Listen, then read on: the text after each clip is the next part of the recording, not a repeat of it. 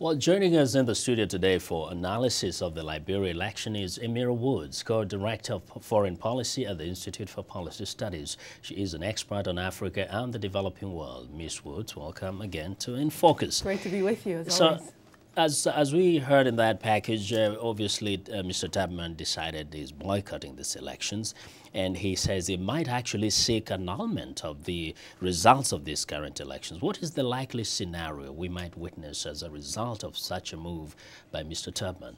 Well, I think clearly we are in a complicated elections, but the result will be that if the opposition pulled out of the second round, there will be votes for one party, the Unity Party, and that party will be seen as the victor. So I think there is a process that was underway, and it's unfortunate that there was the electoral violence just before the second round elections, but the results will stand. If they are sanctioned by the National Election Commission, they will remain as Unity Party getting the greater votes if that's what is seen to be the outcome of these elections. Yeah, but Emira, the voter turnout was extremely low. Some organizations have actually estimated that might have been between 25 to 35%, which is almost less than half of the 71% during the first round of these elections. What does this do to Madam Johnson's authority in the second term?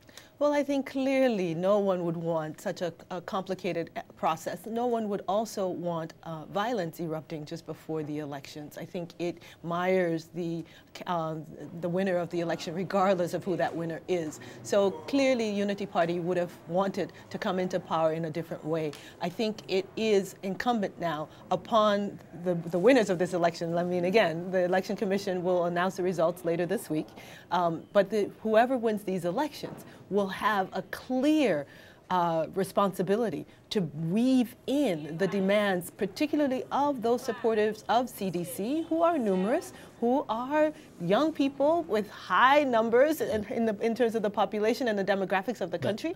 And those demands are for decent jobs. Those demands are for turning the lights back on, those basic human needs. But that's a given. That's what she's expected to do. And in fact, some people are saying she never did it properly in the first round. The question is, now that she has these low numbers going into the second term, will she or might she be forced actually to reach out to Tubman and others to form a government that will be all-inclusive in order for her to have some legitimacy?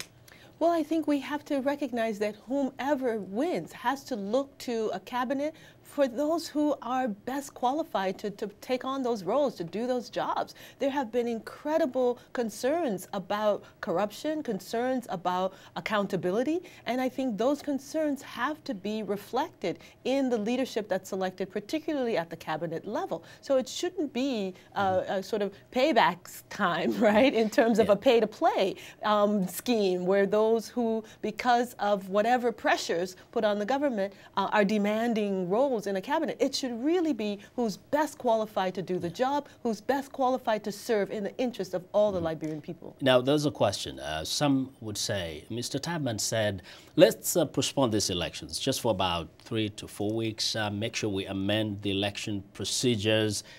Why did the establishment find it so difficult to postpone the elections just for a few weeks? Well, I think you had independent observers, particularly the regional body, Economic Community of West African States, coming in, really trying to listen to what the concerns were of the opposition. Those opportunities were heard by those independent mediators in the process, and the decision was that the National Election Commission had the responsibility to move forward with the election and that the concerns were not warranted. So there was a decision made both by the National Election Commission and by the regional actors taking leadership to hear both sides to move forward with the elections, understanding that a whole constitutional process would have to be ignited if the election was changed from the mandated date of November 8th to any other date. So I think it is important to understand the full picture and not only listen to the complaints of one end. Yeah, now in the recent violence and an attack at the office of the headquarters of the opposition party, Mr. Tubman says there was an attempt to kill him. In fact, he said one police security guy took the bullet for him. And now, is this credible, and what does this do to a future relationship between Madam Salif and this gentleman? I think violence should be deplored at all measure, and clearly when there are unarmed civilians, the National Police Force actually should have acted with further restraint. There should not have been the loss of life. 4 people, innocent civilians, essentially losing their lives is something that no one would want, particularly in an electoral process. Thank you. We have a lot more to get from you, but we'll call you back here. Thank you. Look forward to it. Thank you. Yeah, thanks, Emira. Emira Woods joined us here. She's co-director of foreign policy at the Institute for Policy Studies here in Washington, D.C. Thank you very much.